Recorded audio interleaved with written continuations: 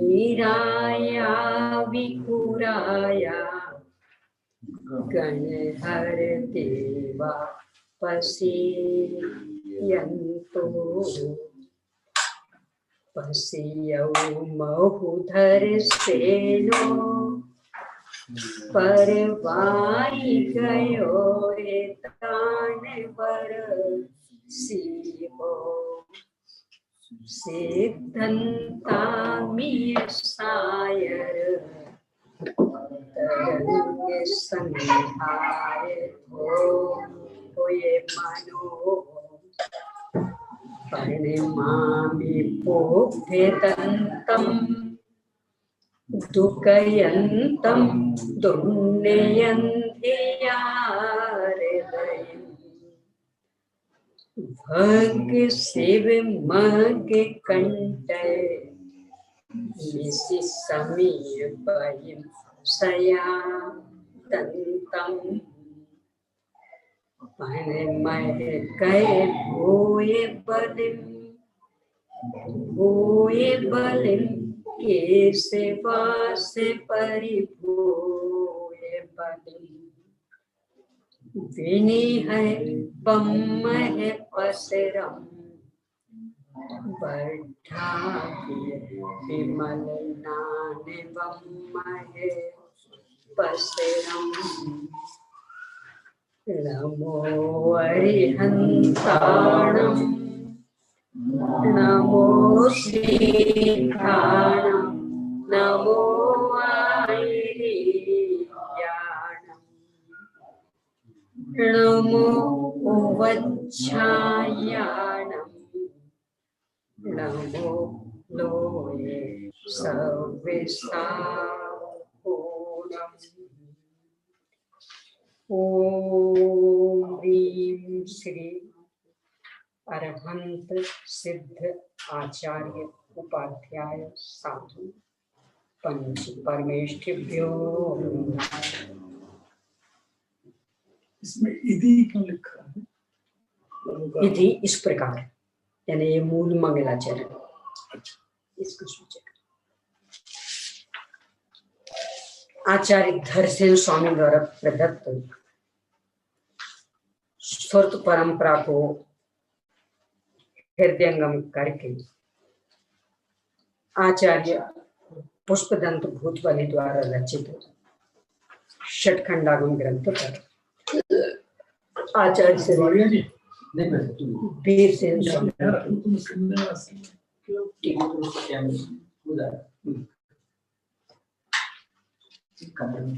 इसके पहले मंगलाचरण पर अपन चर्चा कर रहे हैं। विशेषार्थ में गाथा में आए प्रत्येक पद का विश्लेषण किया जा रहा है। उसमें से सिद्ध, अनंत, अनिंद्रिय, अनुपम इतने विशेषणों पर चर्चा के बाद में आत्मस्थ सुख इस विशेषण पर अपनी चर्चा चल रही है। यद्यपि कल कहा था कि इस प्रकरण को अपन प्रवचन सार जी की सप्रम बाधा संयम और ऐसा माध समुत्थम इन दोनों गाथाओं को आमने सामने रख करके चर्चा करेंगे। पर बाद में जब वाचना की समीक्षा की तो लगा कि उस चर्चा करने का कोई औचित्य नहीं है, इसलिए अपन उसे गौण करते हैं। सभी स्वाध्यायी हैं, प्रबुद्ध हैं, तो सभी का वह विषय परिचित है। कदाचित नहीं हो तो पुनः अवलोकन करके अपनी जिज्ञासा शांत कर सकते हैं। अभी सीधे ही अपन यहाँ से ही पढ़ते हैं। जिसे यह अज्ञानी जन सुख कहता है वह कैसा कैसा है, इस पर अपन चर्चा कर चुके और यहाँ निष्कर्ष रूप में ये कहा है कि यद्यपि इंद्रियों से उत्पन्न होने वाले सुख को लोग सुख कहते हैं, पर यथार्थ में वह सुख ना होकर दुखी है। यहाँ तक अपन चर्चा कर चुके। अब इससे आगे पेज नंबर 4 पर नीचे से 6वीं पंक्ति का अंतिम शब्द किंतु, यहाँ से आज अपनी चर्चा है। यानी सांसारिक सुख कैसा है इसे बता रहे हैं और आत्मोत सुख कैसा है इसे बता रहे हैं। किंतु जो आनंद, जो शांति स्वाधीन है, अर्थात बाह्य पदार्थों की अपेक्षा न करके केवल आत्मा से उत्पन्न होती है, अन्य किन्हीं सामग्रियों की गुलामी जिसमें नहीं है, बाधा रहित है, विघ्न बाधाएं नहीं आती हैं। सब शक्ति की कमी, कि पदार्थ गड़बड़ हो गया, कि मूड ऑफ हो गया, कुछ नहीं, कोई समस्या नहीं। अविच्छिन्न अर्थात एक धारा से प्रवाहित होकर सदा काल स्थायी है, यानी अनंत अनंत काल तक उसका वेदन करते रहे तो भी कहीं कोई समस्या नहीं है। नवीन कर्म बंद कराने वाली भी नहीं है। क्यों? क्योंकि तो अपनी वस्तु का भोग ये अपराध थोड़ी है। अपराध हो तो बंधन हो, चूंकि अपराध नहीं है इसलिए बंधन भी नहीं।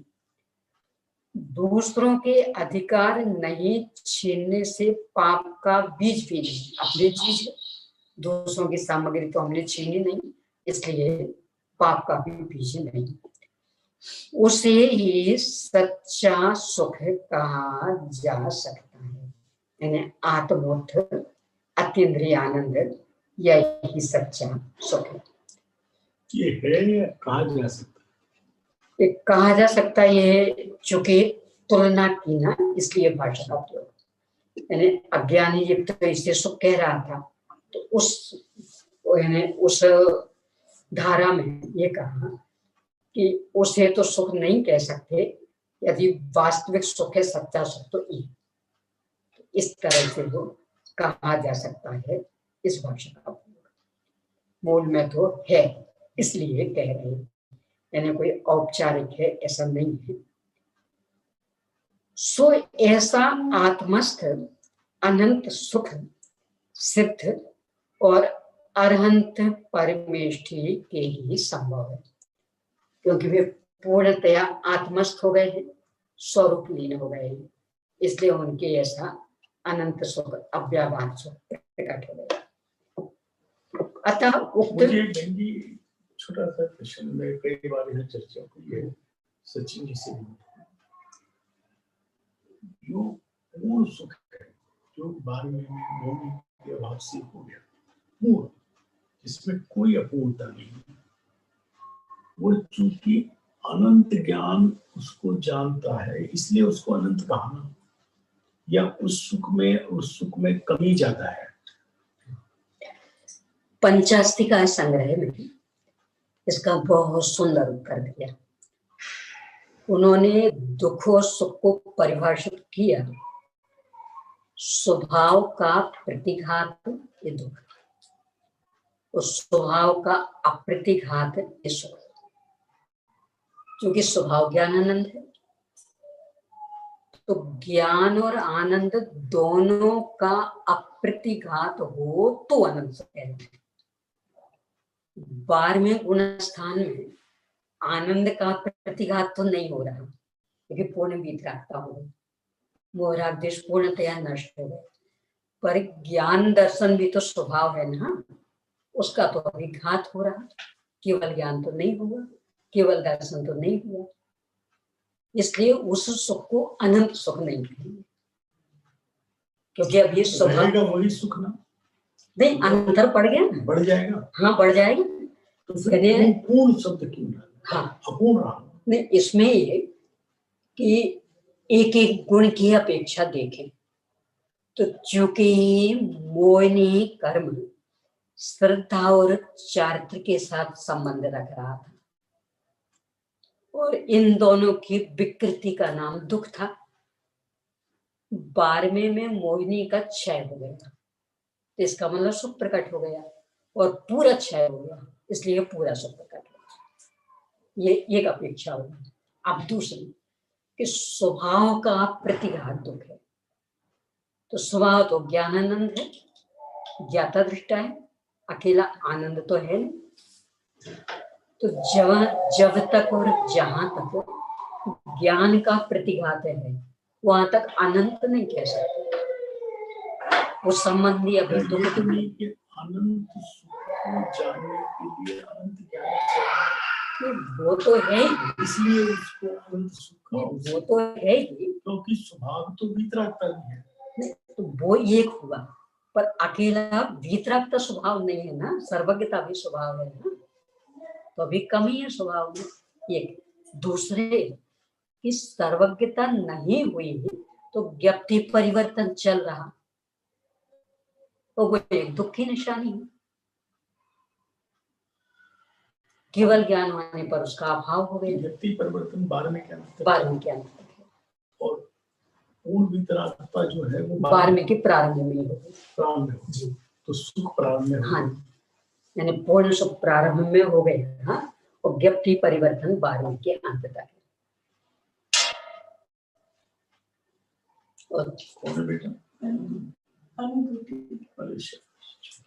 और जो कि स्वभाव वो भी है, तो जब तक उसका पूरा विकास नहीं होता तब तक अनंत सुख नहीं।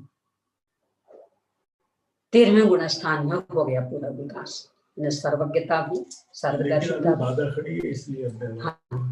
अब वो तीसरी अपेक्षा फिर कि संपूर्ण गुणों का पूरा विकास, तो अभी प्रतिजीवी गुणों में बाधाएं चल रही, तो इसलिए फिर अव्याबाध नहीं।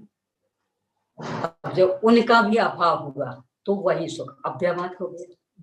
प्रतिजीवी गुण तो सुख का अंश भी रोकने में समर्थ है, एक अपेक्षा से, क्योंकि आत्मा अखंड है।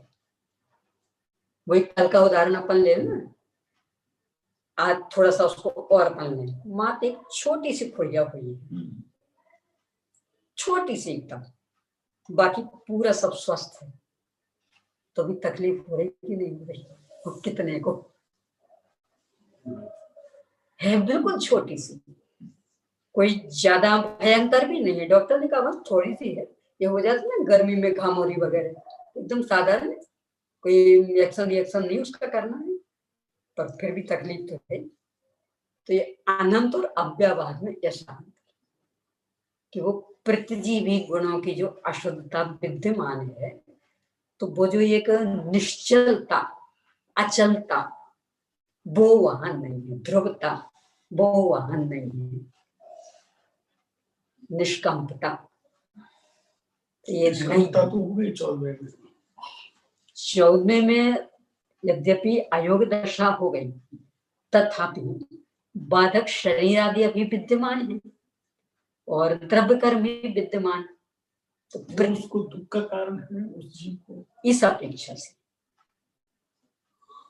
यानी संसार में रुला नहीं सकता इसलिए तो दुख का कारण नहीं है, तथापि सिद्धत्व तो प्रकट नहीं होगा, इस अपेक्षा से अव्याबाद सुख का घातक भी है, तो दुख का कारण भी कह देंगे।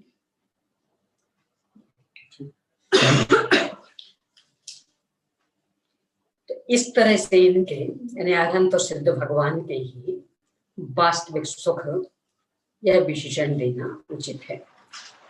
अब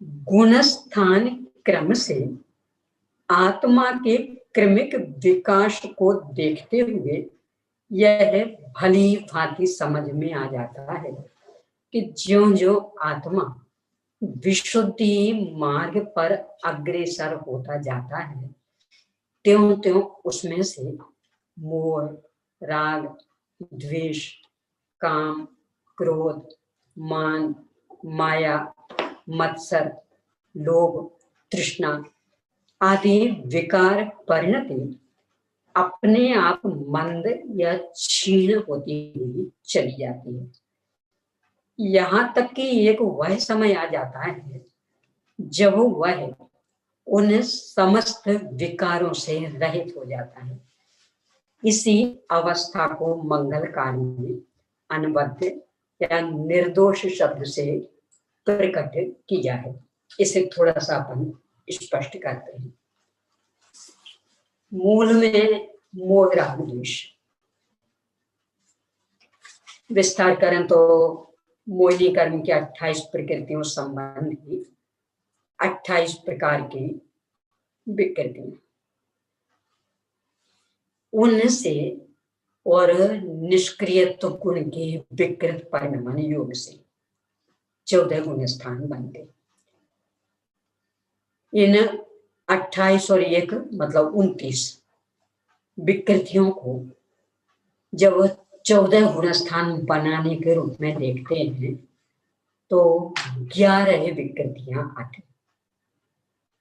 मिथ्यात्व 1, अनंतानुबंधी चतुष्क 1, फिर सम्यक मिथ्यात्व 1, ये 3 हो गई। फिर अप्रत्यक्षानावरण चतुष्क 1, 4,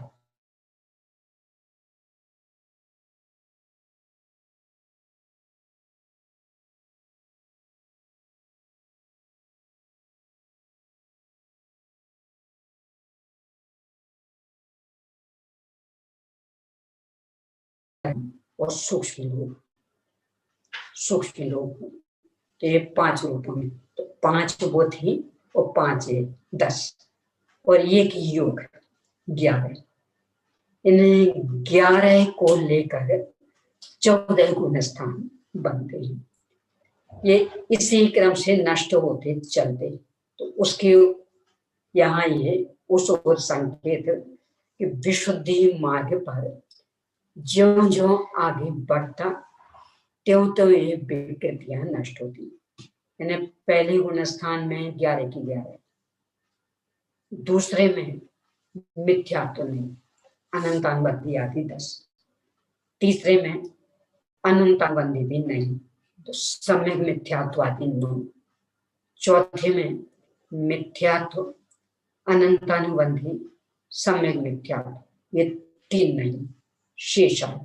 फिर 5वें में अप्रत्यक्षानावरण भी नहीं, 6वें में प्रत्यक्षानावरण भी नहीं, 7वें में संजुलन चतुष्क की तीव्रता नहीं, 8वें में संजुलन चतुष्क की मंदता नहीं, 9वें में मंदतर दशा नहीं, 10वें में मंदतम दशा नहीं, 11वें में सूक्ष्म लोक भी नहीं तो वहां पूर्ण वितरा।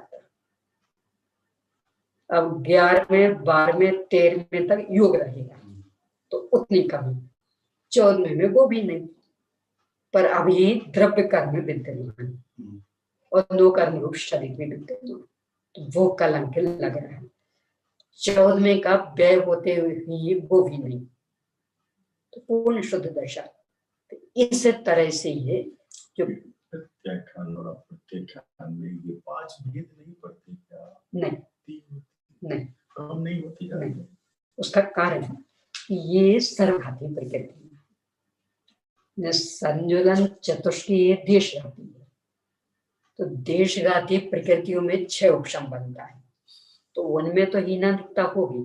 जैसे ज्ञानावरण है ना, ये जो 4 ज्ञानावरण, मति ज्ञानावरण आदि, ये 6 उपशम वाली देशघाती प्रकृति है, तो इनके 6 उपशम में हीनाधिकता होती, अपने 6 उपशम में ज्ञान में भी हीनाधिकता, पर केवल ज्ञानावरण वो सर्वघाती, तो या तो उसका उदय होगा या क्षय, तो या तो बिल्कुल नहीं होगा वो, या होगा तो पुनः, उसमें हीनाधिकता नहीं। ऐसे ही अनंतानुबंधी, अप्रत्यक्षानावरण और प्रत्यक्षानावरण चतुष्क, ये भी सर्वघाती प्रकृति। तो या ये विद्यमान रहेंगी या पूरी खत्म। खत्म में यहाँ अनुदय, क्योंकि खत्म तो होंगी श्रेणी में, तो अनुदय हीनालिप्ता नहीं होगी। और संजलन चतुष्ट ये देशघाती प्रकृति, तो उसके क्षयोपशम के अनुसार हीनालिप्ता बनेगी। तो इस तरह से इन विकृतियों का उत्तरोत्तर अभाव हुआ। अरंत सिद्ध भगवान के सभी विकृतियां गई, यानी मोह संबंधी संपूर्ण विकृतियां अनंत भगवान की चली गई। सिद्ध भगवान की योग वाली विकृति भी चली गई, इसलिए पूर्ण अनबद्ध निर्दोष। अब अगला विशेषण, केवल प्रभा अवोघ निर्जित दुर्नय तिमिर। एक केवल ज्ञान का विशेषण कि जो केवल ज्ञान प्रकट हुआ है वह कैसा है कि सभी प्रकार के दुर्नय अंधकार को समाप्त करने वाला, अन्य दृष्टि भेदों की अपेक्षा रहित, केवल एक दृष्टि भेद को ही दुर्नय कहते हैं। बहुत सुंदर परिभाषा है। दुर्नय किसका, यानी अपेक्षा मात्र का नाम दुर्नय नहीं है, निरपेक्ष का नाम दुर्नय। यानी आप अपेक्षा लगा लगा करके तो कितनी विश्लेषण करें, सब सुनाई में आ जाएगा। यानी द्रव्य दृष्टि से वस्तु नित्य है, पर्याय की अपेक्षा अनित्य है, गुणों की अपेक्षा अनंत अनेक है, कहते हैं कोई दिक्कत नहीं। विकार की अपेक्षा अशुद्ध है, स्वभाव की अपेक्षा शुद्ध चलेगा। पर अपेक्षा लगाए बिना मात्र, कि मात्र नित्य ही, मात्र अनित्य ही, मात्र एक ही, मात्र अनेक ही, ये दुर्नय हो गया।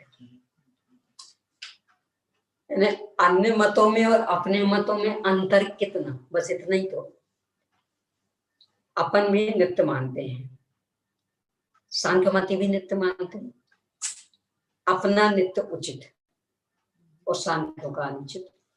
कारण क्या कि अपन भी कथनचित नित्य मान रहे हैं और बेसर्वथा। अपन भी अनित्य मानते और बौद्ध भी अनित्य मानते। अपना अनित्य मानना सही और बौद्धों का एकांत, कारण कि वे सर्वथा अनित्य मान रहे, अपन कथनचित अनित्य। ये यहाँ कह रहे हैं कि दृष्टि भेद जो अलग अलग है उनकी स्वीकृति पूर्वक आप किसी एक अपेक्षा को मुख्य करते हैं, तो वो दुर्नय नहीं है, वो तो सुनय है।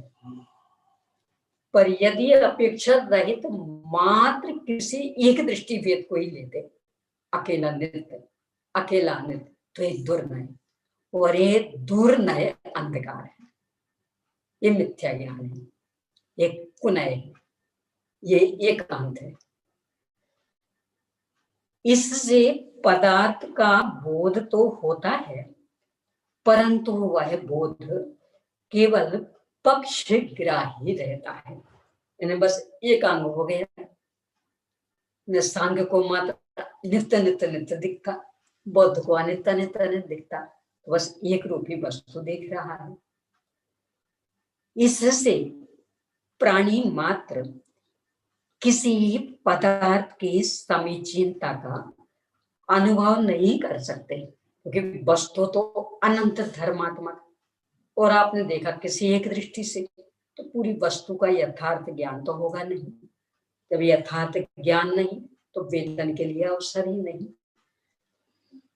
इसलिए इसके द्वारा पदार्थ को जानते हुए भी उसके विषय में जानने वाले अंधे ही बने रहते हैं।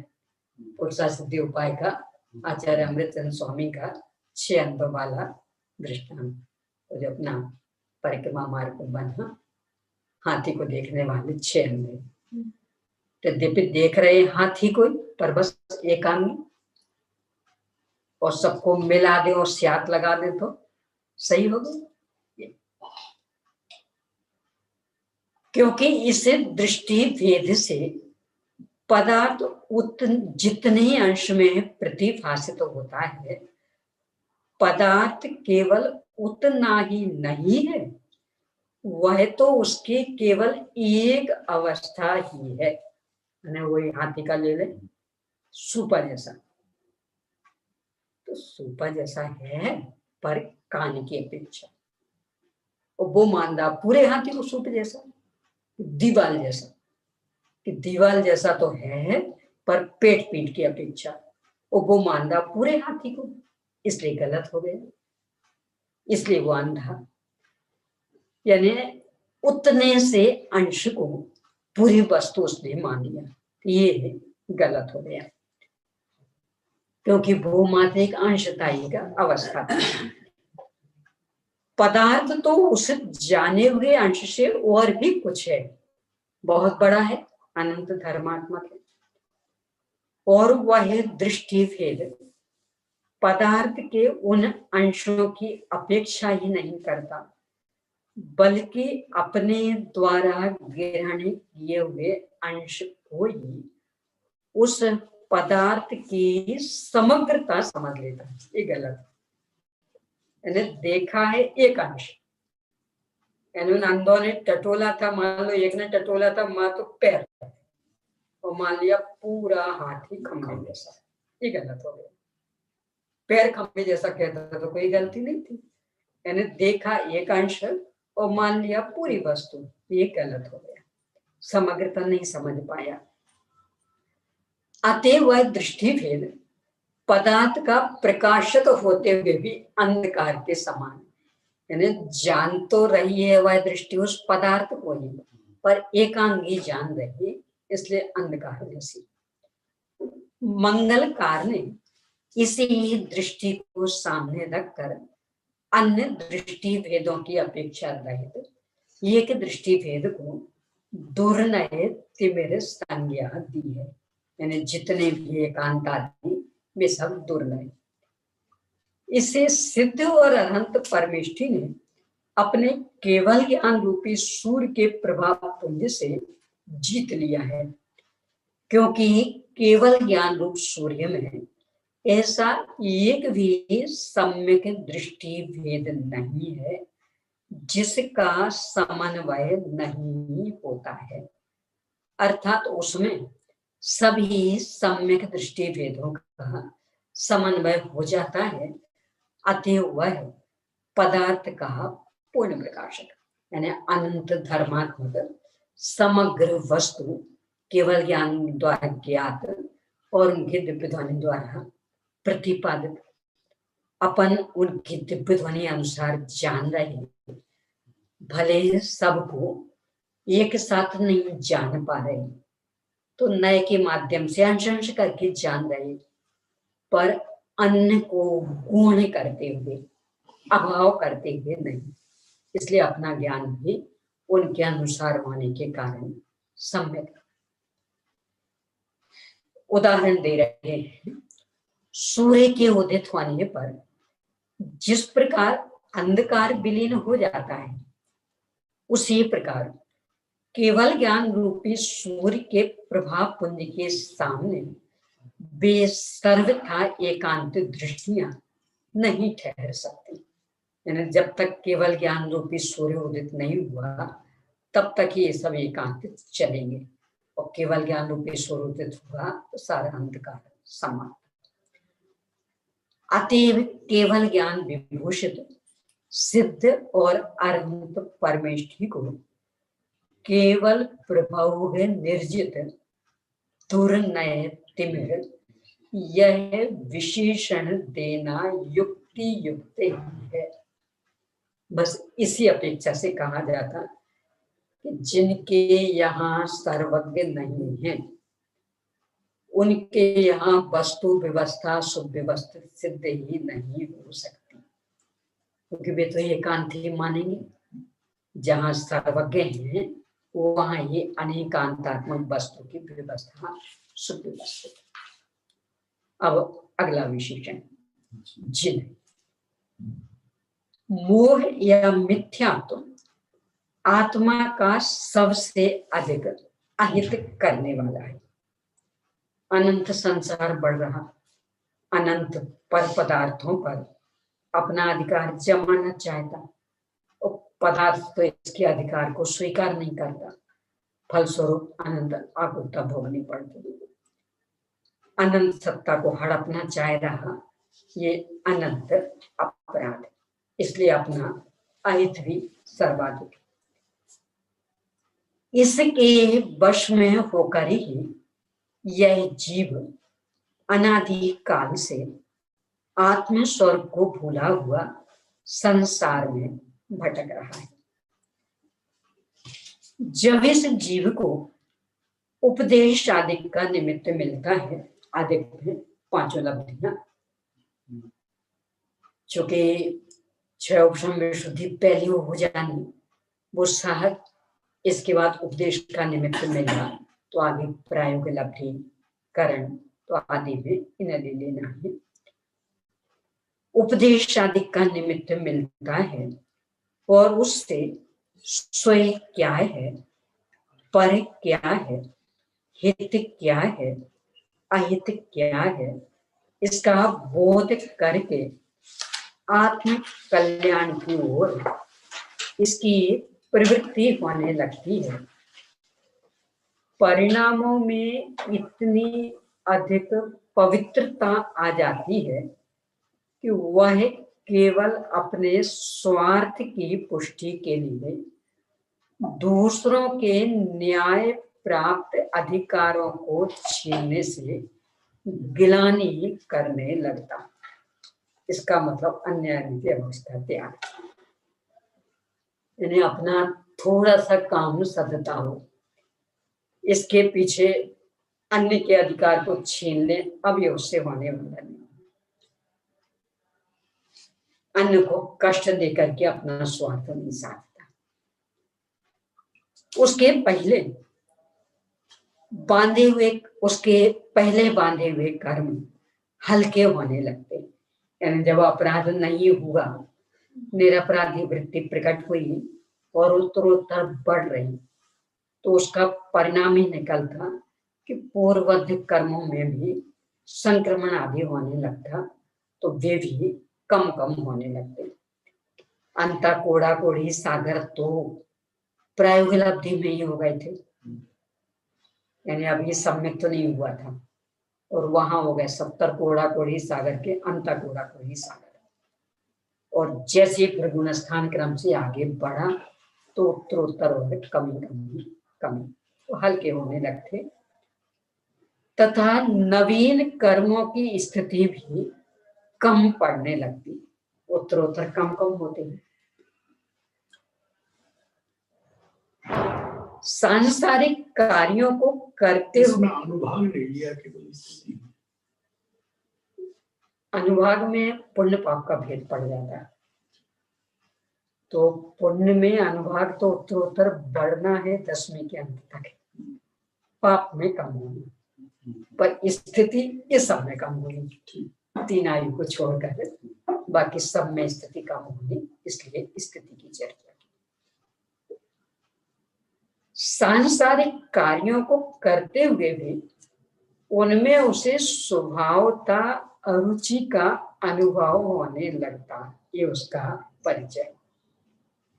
अंतरंग परिणति स्वभाव का, खिंचातानी से नहीं, रस नहीं आता, मजबूरी, क्या करें, अब पहले से फंदा फंसा लिया तो सुलझना तो पड़ेगा, मैंने घर गृहस्थी बसा ली तो अब जिम्मेदारियां निभानी तो पड़ेंगी, पर बस पड़े नहीं, मजा नहीं, आनंद नहीं मिलता, और ये बिल्कुल सहज प्रवृत्ति। तब कहीं समझना चाहिए कि यह जीव सम्यक दर्शन के सन्मुख हो रहा है। अपने आगम में तो बहुत बहुत उदाहरण दिए, छेड़ाला में, गेही, पैग्रह में, न रचे आदि, नाटक समाचार आदि में भी ज्ञान वैराग्य शक्ति सम्यक दृष्टि भवति नियतम, इसके बल पर हमेशा उदासीनता। तब कहीं समझना चाहिए कि यह जीव सम्यक दर्शन के सन्मुख हो रहा, यानी अभी तो करण लब्धि के पहले की बात है कि उसमें इतनी विरक्ति आ गई। फिर भी ऊपर जितने भी कारण बतलाए हैं वे सम्यक दर्शन की उत्पत्ति के समर्थ कारण नहीं है, क्योंकि प्रायोगिक लब्धि तक की स्थिति तो अभव्य जीव के भी कदाचित हो सकते। इनके होते हुए यदि मिथ्यात्व या मोह का उपशम करने में समर्थ ऐसे अधाकरण, अपूर्वीकरण और अनिवृत्तीकरण रूप परिणाम होते हैं, तो समझना चाहिए कि यह जीव सम्यक दर्शन को पा सकता है। यानी करण लब्धि में प्रवेश किया, अब नियम से सम्यक तो वही शब्द आ गया ना, सकता है, जबकि नियम रूप है। नियम रूप है, भाषा चल रही है इनकी ऐसी। इनके बिना नहीं, क्योंकि इन परिणामों में ही मिथ्यात्व के नष्ट करने का सामर्थ्य है। इस तरह जब यह जीव अधःकरण रूप परिणामों को उल्लंघन करके अपूर्वकरण रूप परिणामों को प्राप्त होता है, तब यह जिनत्व की पहली सीढ़ी पर है ऐसा समझना चाहिए। ये कर्णानुग की भाषा, और कितनी सटीक। अपूर्वकरण परिणामों से जिन संज्ञा प्रारंभ हो गई, फिर सम्यक तो हुआ, गिरे तो साथ साथ सम्यक दृष्टि को भी एक देश थी। द्रव्यानुग नहीं कहता, वो तो सीधा मिथ्यात्व कहेगा। क्या वो कर्णानुग क्या कहेगा? एक देश जिन। अच्छा, गिनने पर भी, हाँ, चाहे वो अनादि मिथ्या दृष्टि जैसा हो गया हो। हाँ, और यही एक शब्द आएगा, उसने मार्ग देख लिया ना, सही है, तो देर हो सकती, अंधेर नहीं। है ना, जिसने मार्ग देखा नहीं है, समय उससे ज्यादा लगेगा। इसने तो मार्ग देख लिया, दौड़ जाएगा क्षण भर में। सही।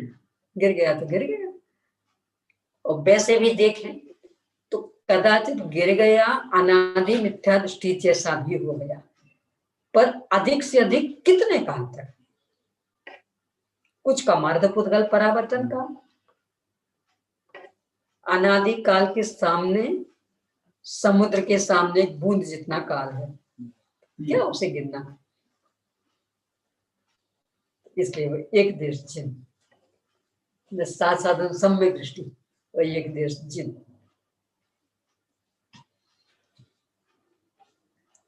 तो तब यह जिनत्व की पहली सीढ़ी पर है ऐसा समझना चाहिए। यही से जो कर्म रूपी शत्रुओं को जीते उसे जिन कहते हैं। इस व्याख्या के अनुसार जिनत्व का प्रारंभ होता है। ये निर्जरा के प्रकरण में भी अविरत सम्यक दृष्टि के निर्जरा कही, तो वहां प्रश्न किया किससे? तो इसी जिन से, यानी अपूर्व कर्म परिणामों में जो स्थिति है, इनकी अपेक्षा अविरत सम्यक दृष्टि के असंख्यात मिलता इन जिन से।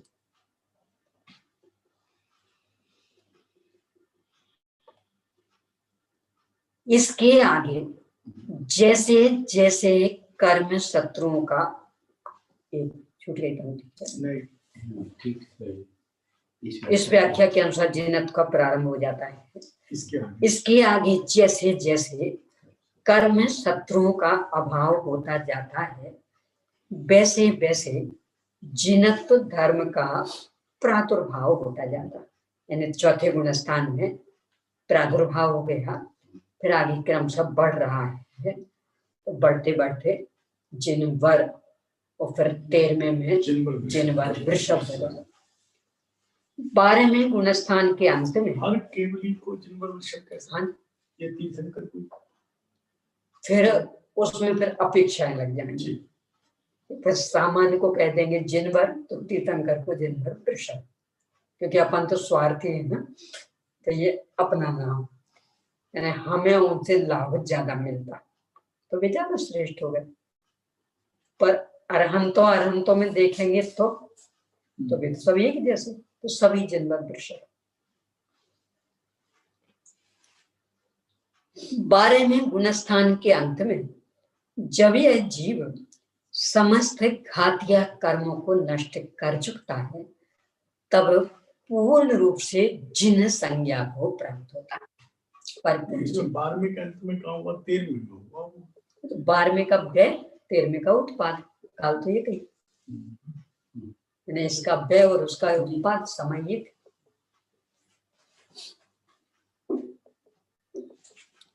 सिद्धि परमेष्टि तो समस्त कर्मों से रहित है, इसलिए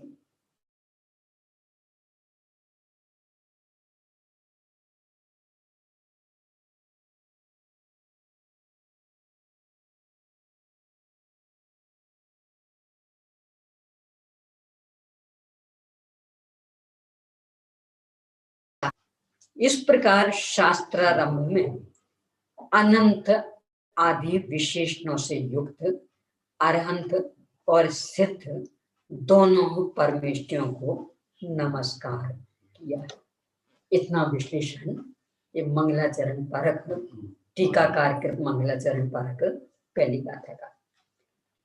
इस तरह से इस गाथा के द्वारा देव को नमन किया। अब दूसरी गाथा के द्वारा शास्त्र को नमन कर रहे हैं। तो द्वादशांग वाणी शास्त्र कैसे हैं, इनका यहाँ बहुत सुंदर विश्लेषण है। जो श्रुत स्कंध बनाया जाता ना, श्रुत देवता, तो देवता तो मतलब सब तरफ से पूरा उनका शरीर आदि आभूषण आदि सब होना चाहिए। तो 12 अंग आदि को उस रूप में प्रस्तुत किया जाता है देवता के रूप में, कि उनका शरीर श्रुत स्कंध खड़ा ही ऐसा किया जाता मनुष्य का, और फिर आभूषण आदि भी तो इस रूप में यहाँ भी ले रहे हैं। पेज नंबर 6 पर गाथा नंबर 2। 12 अंग गिच्छा बियलिए मल मूड़ दंसनो तिलया विवेक पर चरण भूषा बसियो सुय देवया सुईरम। जो सुरत ज्ञान के प्रसिद्ध 12 अंगों से ग्रहण करने योग्य है, अर्थात 12 अंगों का समूह ही जिसका शरीर है। वो सुरत स्कंद बनाया ही इस रूप में जाता है, यानी बराबर नीचे फैला हुआ, फिर सकरा, फिर फैला, इस तरह से यानी पूरा एक मनुष्याकार। तो ये शरीर 12 अंग। अब देवता है तो बढ़िया तिलक भी तो होना चाहिए ना, और आभूषण होना चाहिए। तो क्या तिलक क्या आभूषण, ये देखिए। जो सर्व प्रकार के मल यानी अतिचार और 3 मूर्ताओं से रहित सम्यक दर्शन रूप उन्नत तिलक से विराजमान है, यानी द्वादशांग वाणी का हमें सानिध्य प्राप्त हुआ तो जीवन सम्यक रत्नत्रय संपन्न हुआ। इसमें अहम भूमिका इन सुरत की, तो वो सम्यक दर्शन तिलक और नाना प्रकार के निर्मल चारित्र ही जिसके आभूषण है। सुरत ज्ञान का फल निर्मल चारित्र, वो उनके निमित्त से हुआ, इसलिए वही उनके आभूषण। तो पूरे देवता बन गए, पूरा शरीर बराबर तिलक भी लगाए हैं, आभूषण भी पहने हैं सब अंगों में। ऐसी भगवती सुरत देवता चिरकाल तक प्रसन्न रहो। ये आशीर्वादात्मक नमस्कार। नमस्कार अपने यहाँ 3 प्रकार के माने गए। एक तो यही नमस्कार, एक आशीर्वादात्मक जय सुध देवता भैया पश्यो स्वे देविया स्वयं स्फूर्त देवता चिरकाल तक प्रसन्न रहो। समय साझी कर लें तो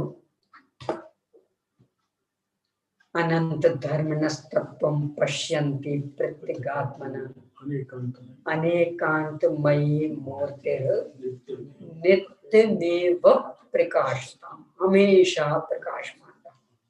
ये आशीर्वाद आपको नमस्कार, यानी आपका सानिध्य हमेशा बना रहे, ये भी एक नमस्कार की विधि। तो यहाँ उसी नमस्कार को लिया कि जिनवाणी हमेशा विद्यमान रहे। क्यों? सुखी होने का मार्ग इनके माध्यम से है, तो यदि इनका सानिध्य हमेशा विद्यमान रहता है तो संसारी जीवों को हमेशा मोक्ष का मार्ग प्रशस्त होता रहेगा। इसलिए मंगल भावना भावी कि ये देवता हमेशा जयवंत रहे, हमेशा प्रसन्न रहे, इनका कभी भी अभाव न हो, इन पर कभी कोई विघ्न बाधा नहीं आवे, यानी इनका लोप ना हो, मार्ग कभी खंडित ना हो। इस तरह से एक गाथा द्वारा जिनवाणी माँ को नमन किया आशीर्वादात्मक नमस्कार के रूप में। अब इसके बाद गुरुओं को, गुरुओं में चूंकि मूल हैं गंधर्व परमेष्ठी, आचार्य परमेष्ठी के अंतर्गत आते, तो उनकी मुख्यता से यहाँ नमस्कार कर रहे, उन्हें भी आशीर्वादात्मक रूप में ही, क्योंकि अरहंत परमेष्ठी का विरह रह सकता। अब इस अवसर के काल में चौथे काल में ही थे वे, पंचम काल के प्रारंभ में थोड़े कुछ रहे, बाद में तो पूर्णतया विरह। परंतु शास्त्र और गुरु पंचम काल के अंत तक उपलब्ध रहेंगे, तो उनके प्रति ये भावना भाई। तो कहते बिच्छुति हो गई, बीच में बिच्छुति हो गई, ये तो तीर्थंकरों के काल में हुई थी, पर वो तो भरपाई हो गई। यानी 9 में पुष्पदंत भगवान के बाद में बिच्छुति शुरू हुई, फिर 10वें में बिच्छुति भरपाई हुई, फिर 11वें में बिच्छुति, ऐसे चलती रही। 15वें तीर्थंकर, तो उस समय तो ये मुनिगण भी कुछ नहीं था, यानी धर्म के नाम से सब शून्य। पर चूंकि तीर्थंकर फिर से प्रादुर्भूत हुए, तो फिर जहाँ की तहाँ स्थिति बन गई। शांतिनाथ भगवान से फिर अखंड धारा चली। ये जो अखंड शांति धारा चल कहलाती ना, उसका एक कारण एक है, वो कहाँ से कहाँ बात पहुंचे। धर्मनाथ भगवान तक तो धर्म की विच्छुत्ति होती रही। 9 में पुष्पदंत भगवान से शुरू हुई थी और धर्मनाथ भगवान तक चली। पाव पल्ल, आधा पल्ल, पौन पल्ल, एक पल्ल, फिर पौन पल्ल, आधा पल्ल, पाव पल्ल, ऐसा। और फिर शांतिनाथ भगवान से जहां धर्म धारा शुरू हुई तो वो अभी तक चल रही और पंचम काल के अंत तक चलती रही, तो वो अखंड धारा, इसलिए कहलाती वो शांति धारा। शांतिनाथ भगवान के माध्यम से चली हुई धर्म की धारा आज भी अखंड चल रही, तो अखंड शांति धारा चल रही। और कहाँ शांति धारा ये थी और कहाँ वो जल धारा, कहाँ से कहाँ पहुंच जाते हैं। तो चूंकि शास्त्र और गुरु ये पंचम काल के अंत तक रहेंगे, जो चौथे काल में विच्छुत्ति हुई उसकी भरपाई तो तीर्थंकरों ने कर दी, इसलिए उस विच्छुत्ति का कोई मतलब नहीं रहा, यानी वो तो जहाँ का तहाँ फिर धर्म खड़ा हो गया। वो जो विच्छुत्ति थी तो उस काल में पल, आधा पल, पल, उतने काल में जो जीव थे उनका भी दुर्भाग्य माना जाएगा। निमित्त निमित्त संबंध गई, यानी ऐसे ही काल में यहाँ क्यों जन्मे वे, यानी मरुस्थल में क्यों जन्म हुआ, विदेश क्षेत्र में जाते तो उनका भी अभाग्य है। निमित्त निमित्त संबंध घनिष्ठतम।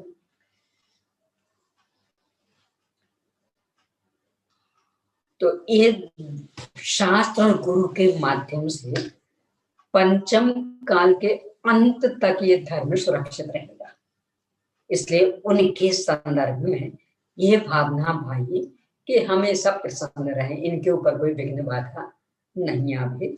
अभी जिनवाणी माँ का देखा, अब गुरु का तीसरी गाथा पेज नंबर 6 पर।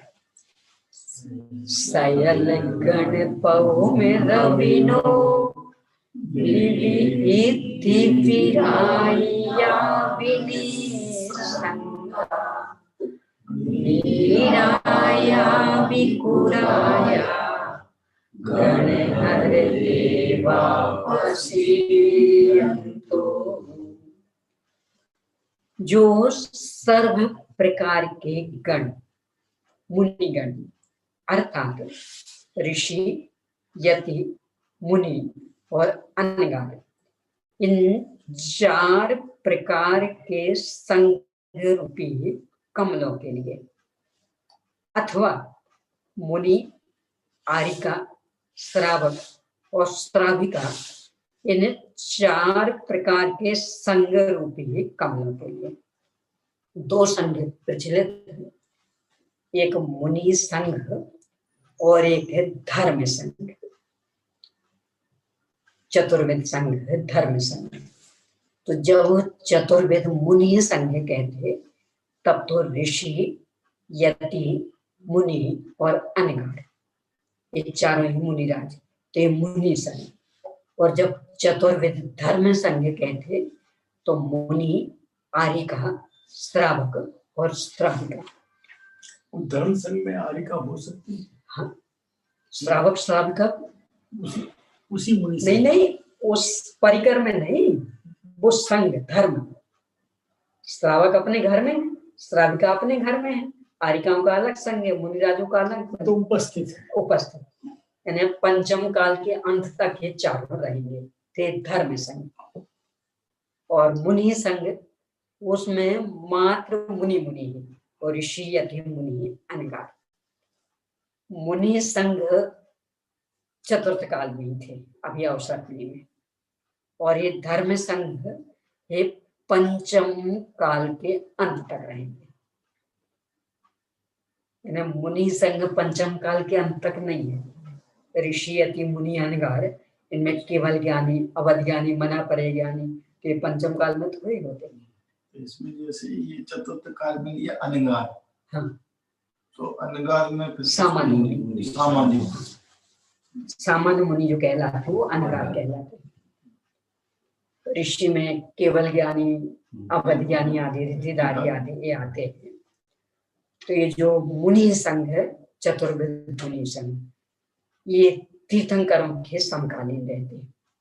और धर्म संघ ये पंचम काल के अंत तक अभी अवसर काल में। अंत में कौन रहने, अपने यहाँ तो नाम भी आते, मुनिराज का भी, श्रावक का भी, श्राविका का भी, आरिका का भी, इस युग के सबसे अंत भी वहां रहने। इन 4 प्रकार के संघ रूपी कमलों के लिए गंधर्व परमेष्ठी कैसे है, सूर्य के समान। सबके मन में जो भी शंका कुशंकाएं हो, अंधकार हो, गंधर्व परमेष्ठी के द्वारा उन सबका निराकरण। गंधर्व मतलब आचार्य परमेष्ठी, जो बल, बुद्धि इत्यादि नाना प्रकार की रिद्धियों से विराजमान होने पर भी साक्षात गंधर्व परमेष्ठी तो एक केवल ज्ञान रिद्धि को छोड़कर शेष त्रिशत रिद्धि संपन्न होते। अन्य सामान्याचारी पूरे संघ की अपेक्षा तो विशेष होते ही है, तो अधिकता। तो इन रिद्धियों से संपन्न है, तथापि अंतरंग और बहिरंग दोनों प्रकार के परिग्रह से रहित हैं। ये विरोधाभास अलंकार। संपत्ति दोनों कहलाती। एक बाह्य की संपत्ति को भी संपत्ति कहते हैं, अंतरंग संपत्ति को भी संपत्ति कहते हैं। यहाँ कह रहे अंतरंग संपत्ति से संपन्न और बहिरंग संपत्ति से पूर्णतया रहित, रिद्धि आदि वैभव से संपन्न है और बाह्य जो विकारों का अथवा अचेतन आदि इन सब से रहित है। और जो वीतरागी होने पर भी समस्त भूमंडल के हितैषी, अपने जो महावीराष्टक में है, कनत स्वर्णा भासो व्यपिगत तनुर ज्ञान निगहो, तो पूरा वो विरोधाभास अलंकार। एक और कह रहे भगवान आप स्वर्ण के समान रंग वाले, और एक अपगत तनु ज्ञान शरीर। फिर सिद्धार्थ के पुत्र और फिर भी अजन्मा, श्रीमान लक्ष्मी संपन्न और विगत भाव, कि लक्ष्मी संपन्न होगा वो तो भयाक्रांत रहेगा, आपको पूर्णतया अपरिग्रही और फिर भी आनंद वैभव संपन्न, पूर्णतया वीतरागी और देवादिदेव, तीन लोग के नाम, सबके हितैषी। गंधर्व परमेष्ठी भी ऐसे ही वीतरागी है, वीतरागी हो गुणस्थान प्रमाण, और फिर भी समस्त भूमंडल के हितैषी। ऐसे विषम संसार विषम विदेश में भी बिना कारण धीर, ते साधु मेरे और वशो मम हरहु पातक पीर। अकारण हितैषी, ऐसे गणधर देव प्रसन्न हो गए, यानी उनकी विद्यमानता भी आचार्य परमेष्ठी की विद्यमानता, गुरुओं की विद्यमानता पंचम काल के अंत तक बनी रही निर्बाधित रूप से। विशेषार्थ क्या टीका का ये नहीं, ये तो ज्ञानमती माता जी का नहीं है इसमें कुछ। अच्छा। ये तो डॉक्टर हीरालाल जी साहब, पंडित फूलचंद जी साहब और पंडित पालचंद जी साहब, इनका है विशेष। जो गाथाएं जो है ये तो वीरसेन आचार्य। हाँ, एक ये जो गाथाएं अभी अपन पढ़ रहे हैं ये वीरसेन स्वामी की, और आगे नमोकार मंत्र ये पुष्पदंत स्वामी का। शुरू में जो मंगलाचरण चल रहा है, हाँ, ये अभी वीरसेन स्वामी का। उससे पहले नमकार मंत्र नहीं था क्या पुष्पदंत स्वामी की? शब्द में शब्दात्मा भावात्मा का पूरा इन्हें पंच परमेष्ठी भगवान तो अनादि से आराध्य,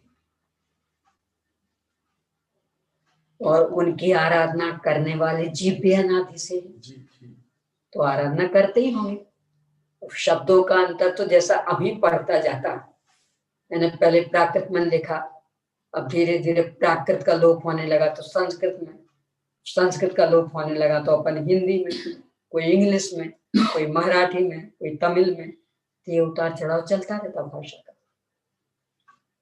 ये जो मंत्र अनादि में, हाँ, यानी मंत्र का भाव, यानी उसमें जिन्हें नमन किया, जिन्हें स्मरण किया, वे वाच्य, वे अनादि निधन, और स्मरण करने वाले भी अनादि निधन। और रही शब्दों की बात तो काल के अनुसार परिवर्तित होती रहती।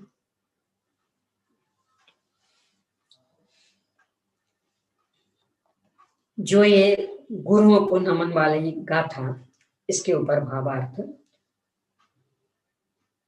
Page number 7।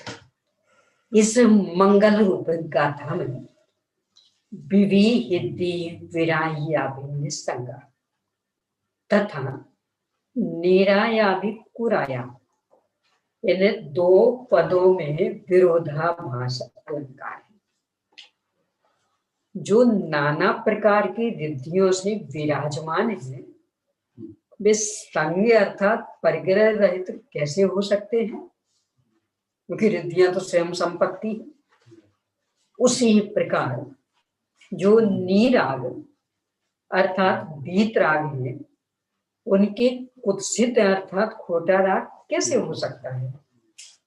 इस विरोध का परिहार इस प्रकार कर लेना चाहिए कि गंधर्व देव विविधि विराया भी अर्थात बल, बुद्धि आदि नाना प्रकार की रिद्धियों से युक्त होने पर भी निस्संगा अर्थात सब प्रकार के अंतरंग और बहिरंग परिग्रह से तथा रिद्धियों के उपयोग से रहित होते हैं।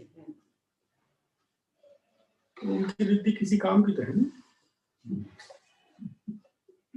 इतने निर्लेप, अब मैं नहीं कर रहा हूँ निर्लेप, लेकिन मतलब विचार ने बेकारी प्रकट करी थी। काम की तो प्रकट की कहाँ है?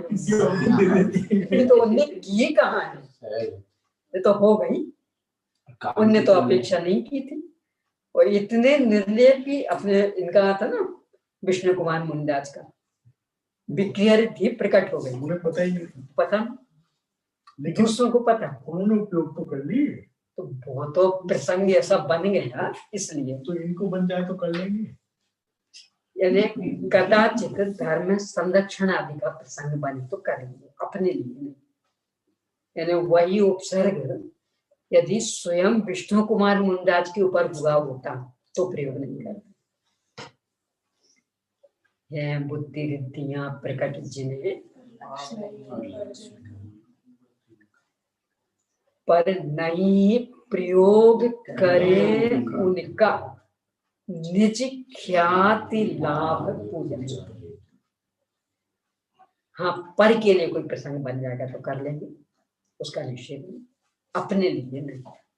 कर तो रहे वैदिक ध्वनि को झेल रहे हैं। हाँ, तो दूसरों के लिए तो उन्हें रिद्धि के कारण ही तो झेल रहे हैं। पर दूसरों के लिए भोजन आहार कुछ भी नहीं करते हैं। हाँ? 24 घंटा समोसन में बैठे रहते हैं, तो रिद्धि का ही तो प्रभाव है।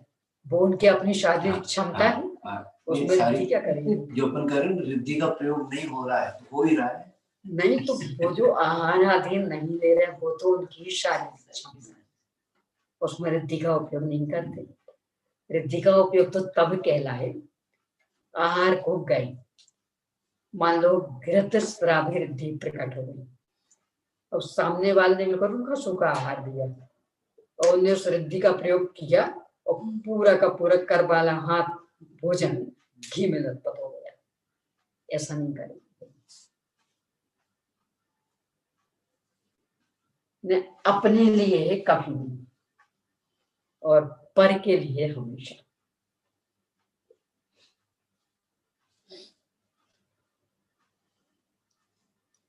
तो इस तरह से नाना प्रकार की रिद्धियों से युक्त होने पर भी इसी प्रकार निसंग सब प्रकार के अंतरंग और बहिरंग परिग्रह से तथा रिद्धियों के उपयोग से रहित होते हैं।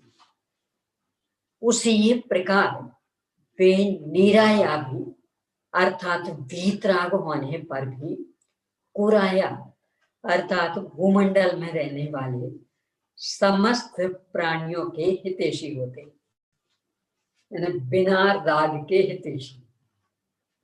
दूसरों का उपकार करूं ऐसा राग नहीं रंच मानता, फिर भी जगत उपकारी,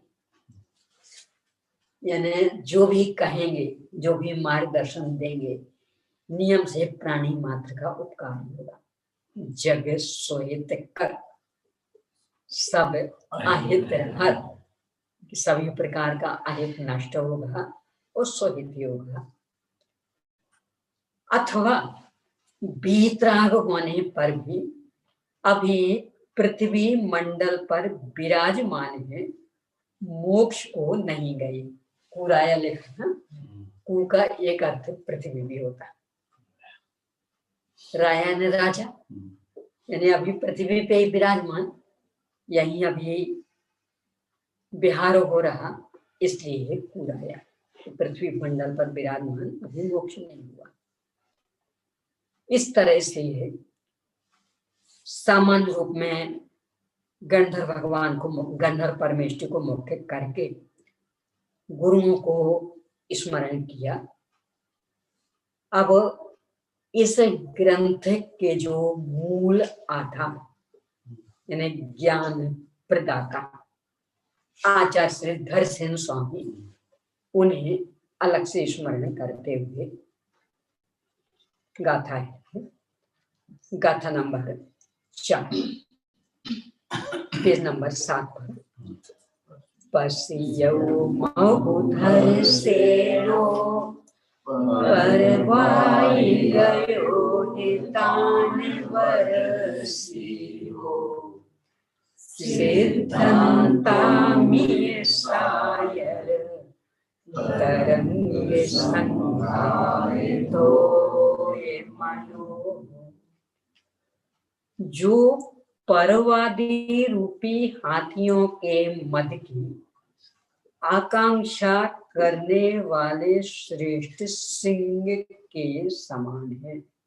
आ जाओ कोई भी मतवादी यदि हो तो इस अनेकांत विद्या के सामने कोई टिकने की ताकत रखता हो तो आए। तो जैसे सिंह हमेशा चुनौती देता रहता हाथियों को और कोई हाथी सामने नहीं आ पाता, ऐसे अनेकांत विद्या के धनी ये आचार्य सबके लिए चुनौती बने रहते हैं, पर कोई भी एकांतवादी टिक नहीं पाता। अर्थात जिस प्रकार सिंह के सामने मदोन्मत्त हाथी नहीं ठहर सकता है, किंतु वह गलत मद होकर भाग खड़ा होता, अपना घमंड छोड़ देता, तो ये यहाँ हमारी दाल गलने वाली नहीं है। उसी प्रकार जिनके सामने अन्य मतावलंबी अपने आप गलत मद हो जाते हैं, यानी उनका एकांत और सिद्धांत रूपी अमृत सागर की तरंगों के समूह से जिनका मन धुल गया है, यानी अत्यंत निर्मल है, पवित्र है, अर्थात सिद्धांत के अवगाहन से जिन्होंने विवेक को प्राप्त कर लिया है, निरंतर ही स्वपर भेद विज्ञान चलता रहता है। ऐसे श्री धरसेन आचार्य मुझ पर प्रसन्न हो, क्योंकि मूल इस ज्ञान के प्रदाता तो यही है, इसलिए ये भी प्रसन्न हो। इनकी धारा खंड चलती रहे, इस तरह का मंगलाचरण। अब आगे पुष्पदंत भूतवर्याचार्य, जो कि इस ग्रंथ का प्रारंभ किया था पुष्पदंताचार्य ने, इसलिए पहले उन्हें याद कर रहे थे और पूर्णता के भूतवर्याचार्य ने, इसलिए अंत में उन्हें याद कर रहे हैं। प्रणमामि पुष्पदंतम दुःखयन्तं दुर्नयन्धियारनम् भग्शिवमग्निकण्ठे निशिसमीयम्बहिंसया तदन्तम्।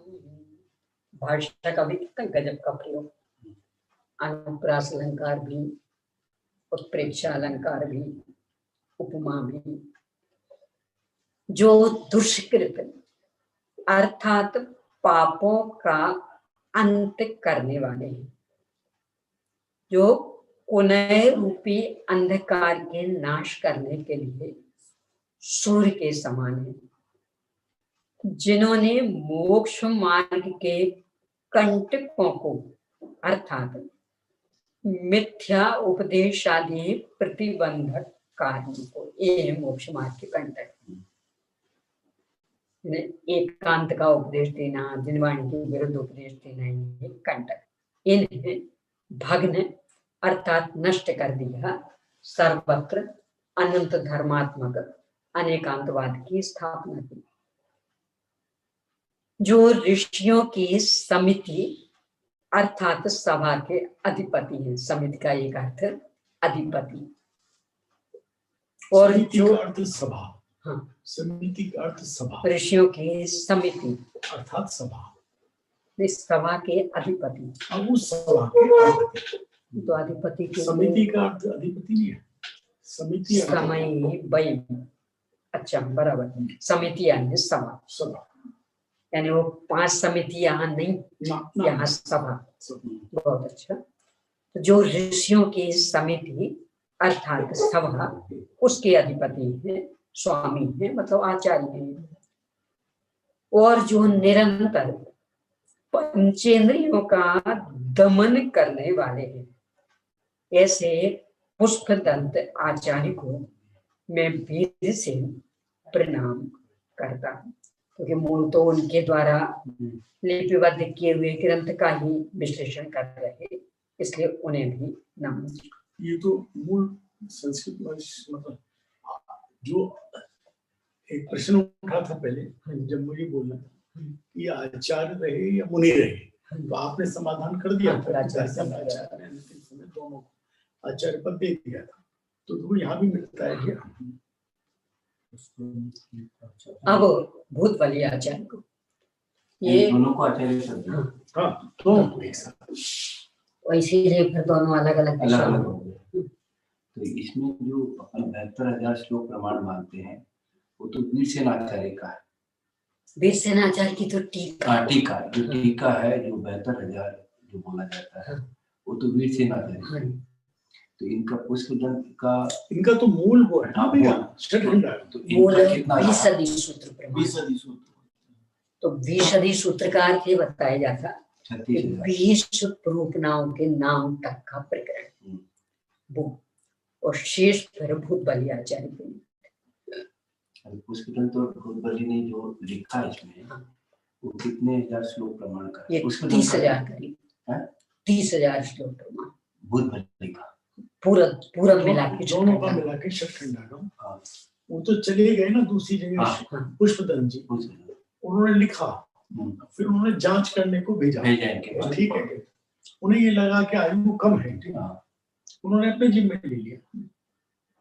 कहीं कहीं ऐसा भी आता है कि पुष्पदंत आचार्य ने तो पहले लिखा 177 श्लोक लिखे, वही 177 श्लोक, मतलब 20 अधिक सूत्र। अच्छा, यानी 20 रूपनाओं का उल्लेख करने वाला तक प्रकरण, उतना उन्होंने लिखा। और कहीं ऐसा भी आता है 36,000 श्लोक प्रमाण है ये, जिसमें 6,000 श्लोक प्रमाण तो केवल 5 खंड ही हो गए, और एक खंड जो है महाबंध तो वो भूत वाली स्वामी का है, वो 30,000 श्लोक प्रमाण का है, भूत वाली स्वामी का है।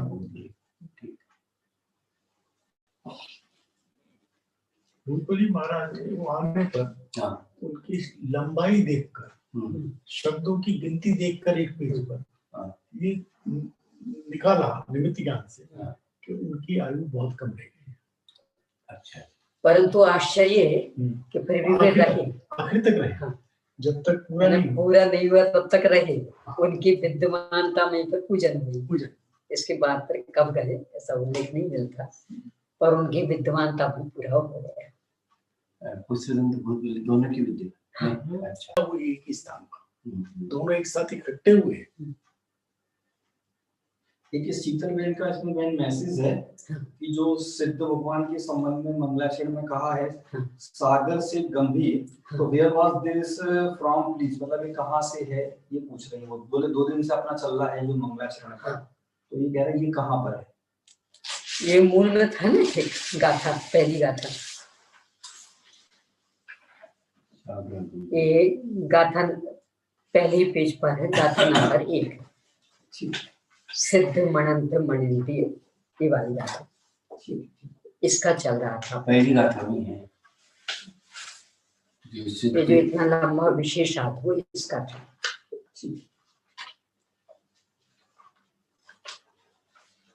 मैंने पूरे 4.5 पेज का विस्तार ये एक गाथा था। हाँ, अब भूत वाली स्वामी को पढ़ने मह कर भूये बलिम के सेवास परिभूये बलिम मह पसरम बंझामिये विमल नान बम्मह पसरम। इस तायर में गंभीरा, ऐसा कुछ पूछा है, क्या पूछा है? सागर से गंभीर। सागर से गंभीर। सिद्ध भगवान को सागर के समान गंभीर कहा। सागर से गंभीर तो इसमें कहाँ है? तो सागर में गंभीर, वो तो फिर दूसरा प्रश्न होगा। Can you please ask that Mangalacharan 2 days ago there was the Siddha Bhagwan Sagar se Gambhir. Where was this from, please? इस सिद्ध भगवान को सागर से गंभीर वाली बात तो यहाँ आई नहीं। इस सागर से गंभीर वाली बात आचार्यों के लिए आती है। आचार्य भक्ति में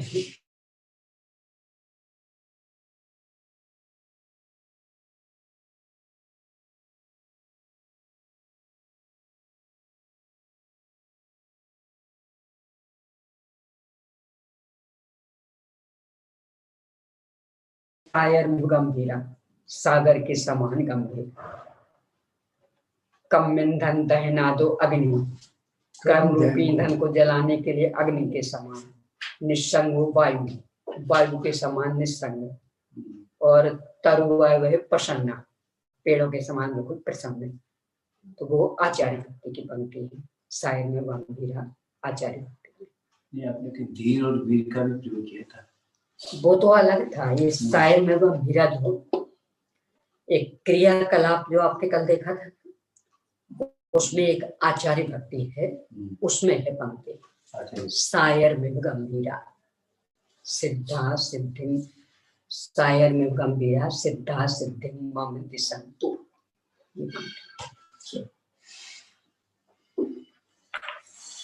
यहाँ ये भूतबली स्वामी के लिए जो भूत अर्थात प्राणी मात्र से पूजे गए हैं, ऐसा उल्लेख मिलता है। पहले तो इनके नाम थे सुबुद्धि और नरवाहन, और बाद में सुबुद्धि का नाम पड़ा पुष्पदंत और नरवाहन का नाम पड़ा भूतबली। तो सुबुद्धि पहले सेठ थे, बाद में दीक्षित हो गए थे। नरवाहन ये राजा थे, दीक्षित हो गए थे, दोनों मित्र थे, एक साथ दीक्षा ली। सुबुद्धि जो सेठ थे, दांत थोड़े से उबड़ खाबड़ थे।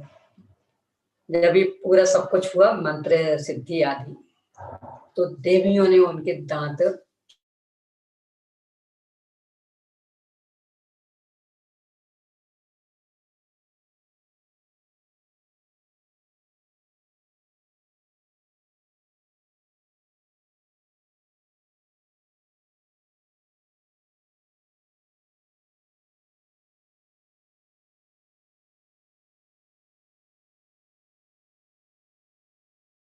तो ये दुबले पतले थे। जब ये मंत्र सिद्धि आदि हुई तो उन देवियों ने इनका शरीर थोड़ा सा हट्टा कट्टा कर दिया। तो आचार्य ने देखकर इन्हें नाम दे दिया भूतबली। इनके संदर्भ में एक और उल्लेख आता है कि भूत जाति के देवों ने पूजा की, तो इसलिए इनका नाम पड़ गया भूतबली। एक तो हट्टा कट्टा कर दिया इसलिए भी, और एक पूजा की इसलिए भी। जो भूत अर्थात प्राणी मात्र से पूजे गए हैं, अथवा भूत नामक व्यंतर जाति देवों से पूजे गए, दोनों ही अर्थ है। जिन्होंने अपने केश पाश अर्थात संयत सुंदर वालों से, वली अर्थात जरा आदि से उत्पन्न होने वाली शिथिलता को परिभूत अर्थात तिरस्कृत कर दिया है। इन्हें केश चांदी निरंतर करना तो पता ही नहीं लगेगा कि बुढ़ापा आया। ये बाल रहे तब तो सफेदी का प्रसंग बने, वो बाल ही नहीं हो तो बुढ़ापे का कोई लक्षण दिखेगा ही नहीं।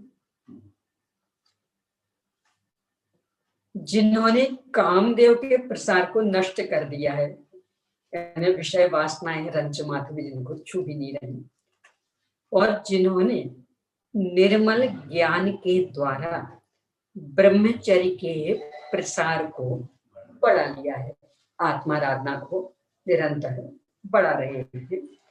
ऐसे भूतबली नामक आचार्य को प्रणाम करो। इस तरह गुरुओं के संदर्भ में एक तो सामान्य गुरु इस रूप में गंधर देव को याद किया, और फिर ऐसे ग्रंथ से जुड़े हुए विशेष गुरु धरसेन स्वामी, पुष्पदंत स्वामी और भूतबली स्वामी को स्वतंत्र रूप में नमन किया। पेज नंबर 8 पर विशेषार्थ। जिस समय भूतबली आचार्य ने अपने गुरु धरसेन आचार्य से सिद्धांत ग्रंथ पढ़कर समाप्त किया था, उस समय भूत नामक व्यंतर देवों ने उनकी पूजा की थी। इसका उल्लेख धवला में आगे स्वयं किया गया, इसलिए भी उनका नाम भूतबली प्रसिद्ध हो गया, और थोड़े से हट्टे कट्टे कर दिए गए, इसलिए भी भूतबली नाम प्रसिद्ध। अब शास्त्र की जो परंपरा, कि शास्त्र करते समय 6 बातों का ध्यान रखना चाहिए, उन चीजों का विश्लेषण ले रहे हैं यहाँ। ऊपर लिखा है, मंगल निमित्त हेउ परिमाणम नामृत है पागरीय छपि पच्छा बखानौ सत्यमानियो। ये भी टीकाकार का नहीं, हाँ ये टीकाकार का। अभी ये जो चल रही है टीका चल रही है, तो 7वां नंबर क्यों नहीं डाला, 1 क्यों डाला? ये 6 तो थे मंगलाचरण के। अब मंगलाचरण के बाद ये टीकाकार का नहीं, ये मूल ग्रंथ का है, मूल ग्रंथ के उत्थान का। यहाँ से मूल ग्रंथ शुरू हो गए, तो मूल ग्रंथ के उत्थान का है, टीकाकार का नहीं।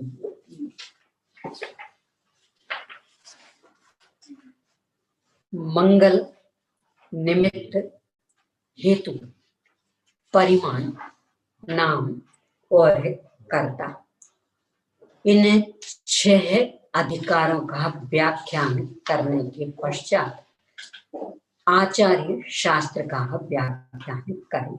ये पद्धति कि आप 6 चीजों को पहले बताएंगे।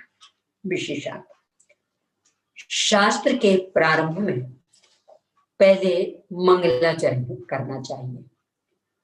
पीछे जिस निमित्त से शास्त्र की रचना हुई हो, उस निमित्त का वर्णन करना चाहिए। उसके बाद शास्त्र प्रणयन के प्रत्यक्ष और परंपरा हेतु का वर्णन करना चाहिए, यानी किस लिए आप कर रहे हैं। अनंतर शास्त्र का प्रमाण, प्रमाण मतलब परिमाण, सीमा, यानी लगभग कितना बड़ा, अर्थ की अपेक्षा कितना, शब्द की अपेक्षा कितना, इसे बताना चाहिए। फिर ग्रंथ का नाम और आमनाय क्रम से उसके मूलकर्ता, उत्तरकर्ता और परंपराकर्ताओं का उल्लेख करना चाहिए। मूलकर्ता सर्वज्ञ भगवान, उत्तरकर्ता गंधर्व भगवान, प्रतिगंधर्व परमेष्ठी, और फिर परंपराकर्ता जो भी आचार्य जो लिख रहे हैं ये। इसके बाद ग्रंथ का व्याख्यान करना उचित है। ग्रंथ रचना का यह क्रम आचार्य परंपरा से चला आ रहा है, और इस ग्रंथ में भी इसी क्रम से व्याख्यान किया गया है। ये मूल ग्रंथकर्ता का वाक्य है, यानी आचार्य पुष्पदंत स्वामी का। आचार्य परंपरा से आए इस न्याय को मन में धारण करके और पूर्वाचार्यों के आचार अर्थात व्यवहार परंपरा का अनुसरण करना रत्नत्रय का कारण है, ऐसा समझकर पुष्पदंत आचार्य सकारण मंगलादिक 4 अधिकारों का व्याख्यान करने के लिए मंगल सूत्र कहते हैं। यानी आप क्रमशः एक एक का आएगा। सबसे पहले मंगलाचरण। नमो अरिहंताणं नमो सिद्धाणं नमो आयर्याणं नमो वज्रायाणं नमो लोहे सर्वसाहुणं। कितनी विडंबना है। इस युग में सबसे पहले लिपिबद्ध मंगलाचरण एकदम स्पष्ट है, गाथा छंद में लिखा गया प्राकृत भाषा का। और पढ़ने में कभी गद्य में तो कभी कैसे ही, तो कभी कैसे ही, तो कभी कैसे ही। यानी अन्य किसी भी ग्रंथ के मंगलाचरण के साथ इतना खिलवाड़ नहीं हुआ। समय सर आदि का मंगलाचरण चाहिए ऐसा पढ़ते, बंदित शब्द सिद्धि दो ऐसा पढ़ता को बराबर गाथा छंद में। रत्नगण साहब का चार बराबर अनुष्टुप छंद, यानी सबका, चाहे प्राकृत के हों, चाहे संस्कृत के हों, चाहे हिंदी के हों, पद में है तो बराबर पद में ही पढ़ते। ना जाने कि उस नमोकार मंत्र के साथ ही खिलवाड़, जैसा मन में आए वैसा पढ़ लेंगे। लगता ही नहीं कि ये किसी ग्रंथ का मूल मंगलाचरण है। तो जब अन्य ग्रंथों के मंगलाचरणों को हम अन्य किसी विधि से नहीं पढ़ते, तो इस ग्रंथ के मंगलाचरण को चाहिए ऐसी विधि से क्यों?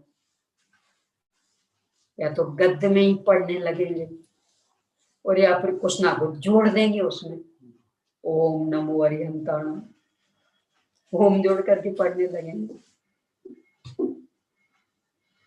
बहुत गंभीरता से विचार करनी होगी। ज्ञानाचार का सबसे पहला अंग है शब्दाचार, व्यंजनाचार।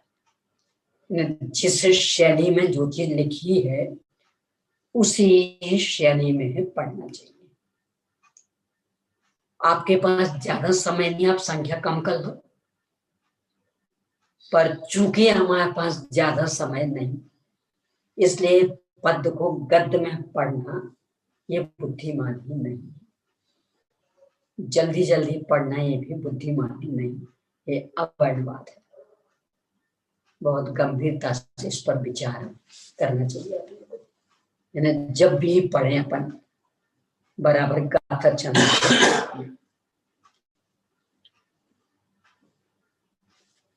एक उच्चारण में भी खास करके उवद झा यानम, यानी उवद झा यानम और साहूनम।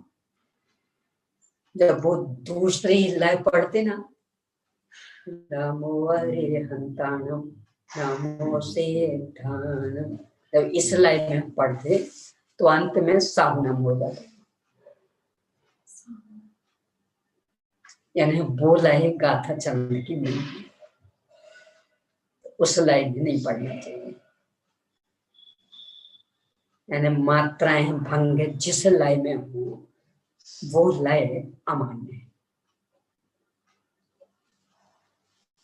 बहुत गहराई से इस पर विचार करना चाहिए। विधि का क्या अर्थ बताया था? इस प्रकार, यानी इस प्रकार हमने मंगलाचरण किया। 6 चीजें बताई थी ना, तो हम क्रम से 6 को कह रहे हैं। तो ये तो हमने कर दिया मंगलाचरण, विधि लिख करके इस भाव को बताएंगे कि जो हमने किया ना ये हो गया हमारा मंगलाचरण। अब हम आगे निमित्त बताएंगे, हेतु बताएंगे, परिमाण आदि क्रमशः बताएंगे। इस दिशा में बहुत गंभीरता से विचार करना चाहिए। आपके यहाँ शायद गाथा छंद में पढ़ने लगे थे, अब पढ़ते कि नहीं पता नहीं, गड़ा कोटा में यानी काय उत्सर्ग में जो पढ़ते ना, तो वहां देखा था हमने सब गाथा छंद में 9 बार खड़े होते। गहराई से विचार करना चाहिए। जो हिंदी पूजा पीठ का है जी, हाँ, उसमें तो हिंदी में तो वो नहीं पढ़ा था। आप गाथा छंद में पढ़ ले, हिंदी का है तो हिंदी पद्य में, गद्य में नहीं। यानी हिंदी में तो हिंदी अनुवाद है, कोई बात नहीं, पर पद्य में तो पद्य में पढ़े।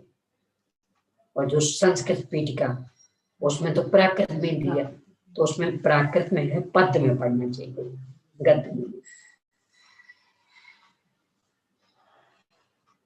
नहीं। ग्रंथ का मंगलाचरण, तो इतना खिलवाड़ क्यों उसके साथ? और विडम्बना है कि अन्य किसी मंगलाचरण के साथ खिलवाड़ नहीं। चलो एक के साथ ही रखा, बाकी को ये सब पक्षपात क्यों? इसको ही हम 9 बार नमोकार मंत्र को ही क्यों जाप में लेते हैं गायक? उसका कारण तो है कि जितने हमारे पूज्य हैं, महान हैं, वे सब आ गए, एक। और दूसरे जो आत्माराधक जीव, खास करके साधु संत, घड़ियां तो रखते नहीं थे, तो यहाँ कायोत्सर्ग श्वासोच्छ्वास के हिसाब से चल रहा था। इसलिए आप क्रियाकलाप आदि में देखेंगे तो वहां 27 श्वासोच्छ्वास का एक कायोत्सर्ग, 54 का, ऐसा दिया होगा। तो ये जो पद्य है, गाथा छंद है, इसमें वो श्वासोच्छ्वास बहुत आसानी से बन जाते, यानी एक गाथा में 3 श्वासोच्छ्वास हो जाते। तो आप 9 बार पढ़ लो, तो ये कायोत्सर्ग हो गया आपको। और चूंकि ये सबसे पहले लिखा गया तो सबको पता, इसलिए इसको ले लिया। यदि और कोई ग्रंथ होता तो उसका भी ले सकते थे, पर उसमें एक गाथा में 5 नहीं है। जैसे मान लो समय सार का लेते तो अकेले सिद्ध परमेष्ठी आते, प्रवचन सार का ले तो एक गाथा लेते तो अकेले भगवान महावीर स्वामी आते। मोक्ष पाओ में ना, परंतु सिद्धाचार्य पाठक साधन है परमेष्ठी पर नहीं, तो उसमें पर नमन वाली बात नहीं है, उसमें तो अकेले शरण वाली बात आई। नमन में तो उत्तम और शरण सब समा जाते, पर अकेले शरण में नमन नहीं समाता। क्यों? क्योंकि शरण हमारी मजबूरी का सूचक भी हो सकता है। क्या करें, मां सहाय हो गए तो भैया की शरण में चले गए, मजबूरी। भले भैया अच्छे लगते हो चाहे नहीं, हम उन्हें आदर्श मानते हो चाहे नहीं, ये पर जहां नमन आता है तो वहां अपने आप की श्रेष्ठता आ जाती है, क्योंकि नमता तो व्यक्ति श्रेष्ठ के सामने, तो उत्तम भी शरण भी अपने आप उसमें समा जाता है। ये व्यापक है, इसलिए कायोत्सर्ग में इसे लगा। और पूरे पूज्य व्यक्ति आ गए, 3 काल व्यक्ति। प्रमाण को दौड़ा कर देते हैं कि इसमें नमो अरहंताणो लिखा, लेकिन यहाँ पे अरि लिखा। हाँ, ये तो यहाँ देने वाले हैं, टीकाकार लिखने वाले हैं। आरु आरी दोनों आएंगे, और आरी तो यहाँ यही विश्लेषण आएगा। नमोकार मंत्र जो सबसे पहले लिखा गया है उसमें नमो अरहंताणो लिखा, अरि नहीं लिखा। मूल अरि लिखा है। अच्छा, अरि नहीं लिखा, पर इन्होंने अरि भी स्वीकार किया और अरु भी स्वीकार तो सभी किया गया है। मूल अरि, क्योंकि जिनके रूप में विशेषण किया था पहले, तो जिन्हें जीतने वाले, तो किन्हें जीतने वाले, शतकर्म शत्रुओं को, इसलिए अरि अरि। शुद्ध कैसे पढ़ना चाहिए, एक बार बताइए। 2 लाइनें मुख्य रूप से इसमें अच्छे से बैठ जाती। एक तो सीधी सीधी, नमो अरहंताणं, नमो अरहंताणं, नमो सिद्धाणं, नमो आयर्याणं, नमो सिद्धाणं, नमो आयर्याणं, नमो वज्रायाणं, नमो वज्रायाणं, नमो लोहे सव्यसा, पूर्णम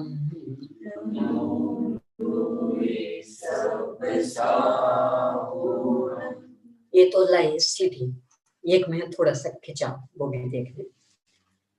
नमो अरिहंताणम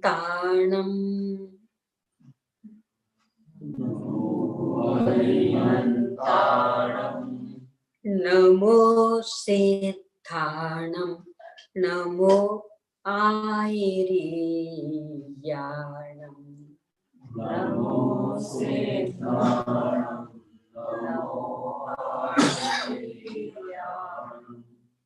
नमो उवच्छायाणम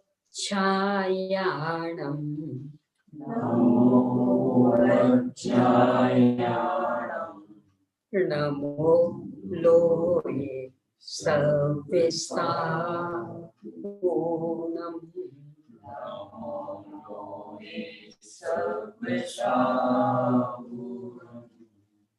अभ्यास करने का सबसे सरल तरीका, आपको यदि प्रवचन सार की गाथा याद है, समय सार की गाथा याद, द्रव्य संग्रह की गाथा है, किसी की भी ले लें, कोई सी भी गाथा याद हो, मान लो वंदित सभ्य सिद्धि याद हो अथवा जीवम, तो कोई सी भी गाथा जो भी आपको याद हो, एक बार उसको पढ़िए, तो बस उसी टोन में इसको पढ़िए।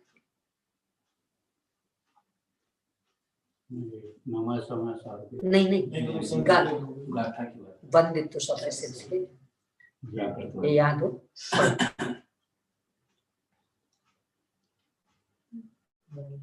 वंदितु सव्य सिद्धे ध्रुवमचले मनोपमं गतिं पत्रे गोच्छामि समये पावुर मेमो सुते केवली अनितम।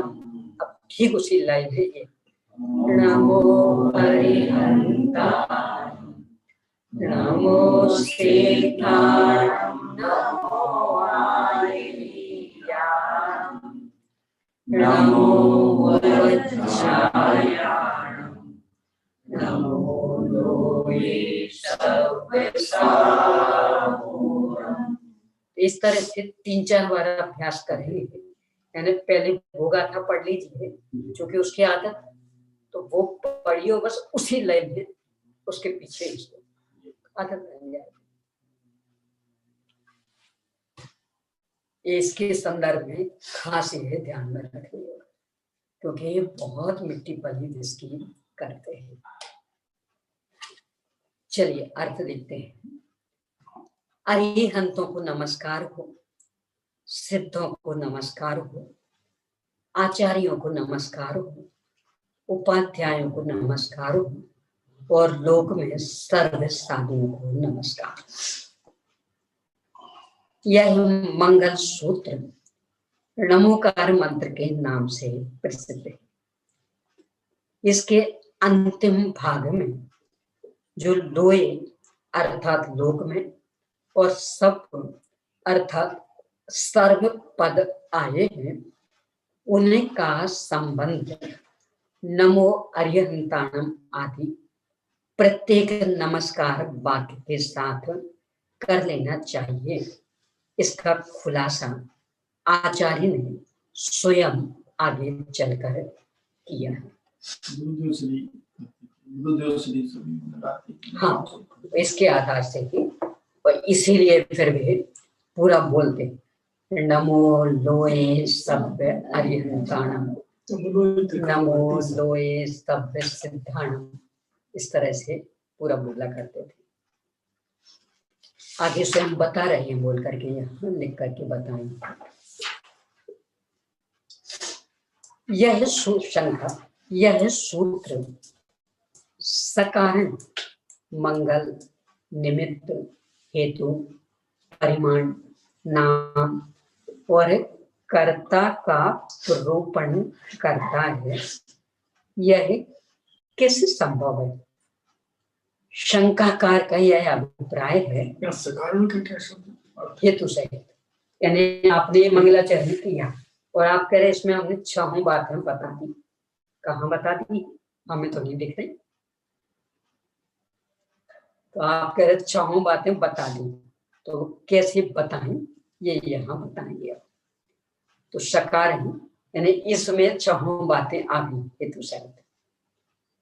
शंकाकार का यह अभिप्राय है कि इस सूत्र में जबकि केवल मंगल अर्थात इष्ट देवता को नमस्कार किया गया है, तब उससे निमित्त आदि अन्य 5 अधिकारों का स्पष्टीकरण कैसे संभव है। हमें तो सीधा बस एक दिख रहा कि नमस्कार किया तो मंगलाचरण हुआ, बस विशेषार्थ वैसे ये भी छोड़िए, अगले में ही देखेंगे, समय हो गया थोड़ी चर्चा करनी पड़ेगी। अभी बस इतना सा मन में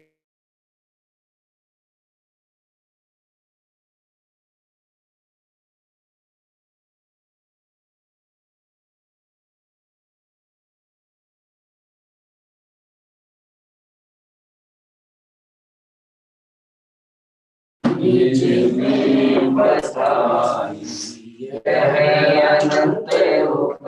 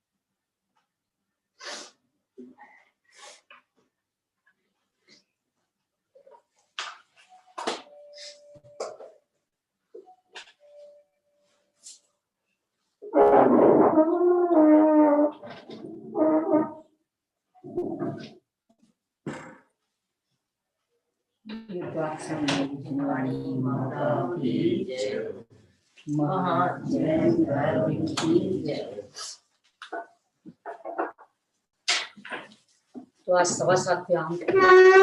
हाँ, कोई प्रश्न होगा तो पूछ लीजिए, अगर आप